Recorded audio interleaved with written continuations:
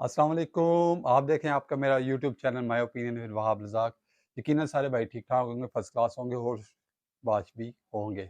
यकीनन जैसी समरी तहलील हो चुकी है, आप सबको इल्म होगा कि जो सिलसिला-कार था खाने-पीने का, वो आपने देखा। मेन्यू तो माशाल्लाह बहुत अच्छा था। तकरीबन 1 करोड़ के करीब का ये जो प्रोजेक्ट था खाने-पीने का, वही आप लगा लें कि एक गरीब मुल्क के ऊपर कितना बोझ हम डाल सकते हैं। हमारे हुक्मरानों ने कभी ये गरीब के लिए नहीं सोचा, सिर्फ़ अपने लिए सोचा है। अगर इस वक़्त देखा जाए पाकिस्तान की जो इकॉनमी है वो सिर्फ़ और सिर्फ़ गरीब लोगों के लिए बहुत मुश्किलात आप देख सकते हैं कि गरीब लोग गरीब स्तर से होते जा रहे हैं। यहाँ तक कि अगर मैंने कल भी लोगों से इंटरव्यू किया तो लोगों की यही राय थी कि इस वक़्त जो हमारे मुल्क के हालात हैं उसमें ऐसे ख़ाबे और ये चीज़ें नो डाउट तारीफ़ के काबिल थी। दूसरी बात आ जाती है जो सरकारी जो ओहदेदारान है ये मुल्क शायद उनके लिए है, आम आवाम के लिए, गरीब आवाम के लिए ये चीज़ नहीं है। आप देख लें कि खाने-पीने के लिए सरकारी जो ओहदेदार हैं उनके लिए हर चीज़ अवेलेबल है। आप एग्ज़ाम्पल देख लें 200 से ज़्यादा गाड़ियाँ जो सरकारी ओहदेदारान थे उनको दे दी गई और कुछ सरकारी जो ओहदेदारान हैं उनको भी तोहफ़ों और काफ़ी चीज़ों से नवाज़ दिया गया। आप देख लें कि जो 18वें ग्रेड से ऊपर के जो अफ़सरान हैं, उनके अलाउंसेस में काफ़ी ज़्यादा इज़ाफ़ा कर दिया गया है। इसकी वजह गरीब आवाम पे और बोझ डालना था। जैसे ही ये हुकूमत गई, काफ़ी लोगों से जब मैंने बात की तो उनका यही कहना था कि इस वक़्त जो मुल्क के हालात हैं, हमने शुक्र किया है कि इस गवर्नमेंट से जान छूटी। हालाँकि मैंने कुछ मुस्लिम लीग नून के लोगों से भी जब बात की, तो उनका भी यही कहना था कि हमारे पास इस वक़्त कोई बयानिया नहीं है। इस वक़्त कोई बयाना नहीं है कि हम अवाम के पास क्या चीज़ लेके जाएँगे। आप देख लें, कि मेन चीज़ होती है बयानिया। जब आपने इलेक्शंस में जाना है, तो आपके पास एक मज़बूत बयानिया होना चाहिए। अब सारे आप देख लें जब ये पार्लियामेंट तहलील की गई, उसके बाद अवाम का क्या राय थी आप सबके सामने आ चुकी है।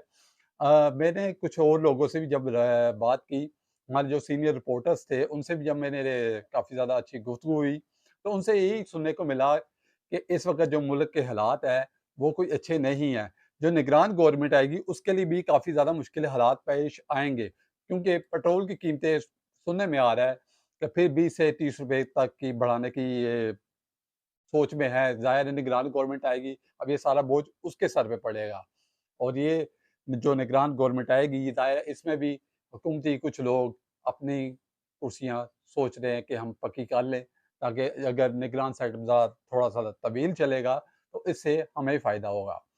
अगर पाकिस्तान तहरीक-ए-इंसाफ की बात की जाए, ज़ाहिर है वो इस वक़्त ग्राउंड से आउट है।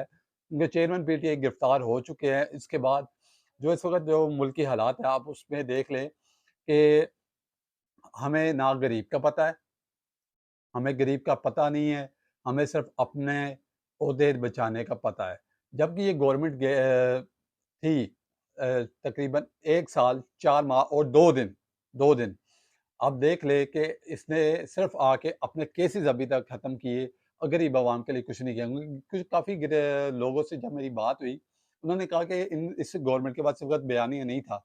पर बयानिया अब ये क्या बनाएँगे जब ये इलेक्शंस में जाने के से पहले बयानिया क्या बनाएँगे?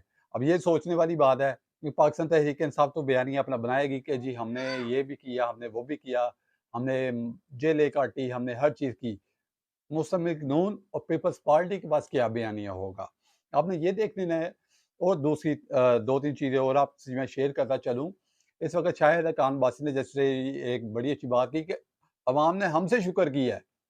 अब ये देख लें कि मुस्लिम लीग नून के एक सीनियर पॉलिटिशियन है और उन्होंने क्या बोला, आपने सोशल मीडिया पे शायद देख लिया होगा कि उनकी एक वीडियो बहुत तेज़ी से वायरल कर रही है। ख़ासकर टिकटॉक पे, फ़ेसबुक पे और यूट्यूब पे भी और इसके साथ-साथ ट्विटर पे भी, ठीक है? ट्विटर पे भी आपको उसकी वीडियो मिल जाएगी। आपने वो देखा होगा कि वो ज़ाहिर है एक जज़्बाती अंदाज़ से मैं कुछ और लोगों से भी जब मेरी इंटरैक्टिंग हुई, जैसे कि उसामा गाज़ी साहब बड़े सीनियर जर्नलिस्ट हैं और बोल न्यूज़ के बड़े सीनियर जर्नलिस्ट हैं और उनका मैं एक व्लॉग देख रहा था, उसमें उन्होंने बड़ी अच्छी बात की कि इस वक़्त बयानिया किसी के पास नहीं है। ज़ाहिर है दिखाने के लिए कुछ भी नहीं और दिखाने के लिए जब आपके पास कुछ भी नहीं होगा, आप क्या बयानिया लेके चलेंगे? क्योंकि इलेक्शन सर्वे जैसे हमारा मैंने आपको बताया था कि हम इलेक्शन सर्वे का आगाज़ करेंगे। ज़ाहिर है इंशाल्लाह परसों से मैं इलेक्शन सर्वे का आगाज़ कर रहा हूँ। मेरे साथ मेरे भाई होंगे और जो लोगों की राय होगी वो आप तक पहुँचाएँगे। अभी तक जो लोगों की राय यही है कि इस वक़्त हमारे मुल्क के हालात कुछ अच्छे नहीं हैं। जैसे कि रशियन तेल का आपको शायद एक वाक़या याद आ गया होगा कि काफ़ी लोगों ने पूछा कि रशियन तेल किधर गया? तो भाई रशियन तेल सिर्फ़ तेल लेने गया और कुछ नहीं है। अवाम के लिए इनके लिए पास कुछ भी नहीं था। इस वक़्त अगर देखा जाए पाकिस्तान के लिए सबसे मुश्किल हालात अब शुरू होंगे और मुस्लिम लीग नून के लिए भी सबसे मुश्किल हालात अब शुरू होंगे। उसकी वजह ये देख लें कि ज़ाहिर है जब आपके पास वज़ारतें थी, आपने वज़ारतों के मज़े लूटे, अवाम के पास आप जाएँगे, अवाम के पास क्या बयानिया लेकर जाएँगे, ये सवालिया निशान पैदा होता है।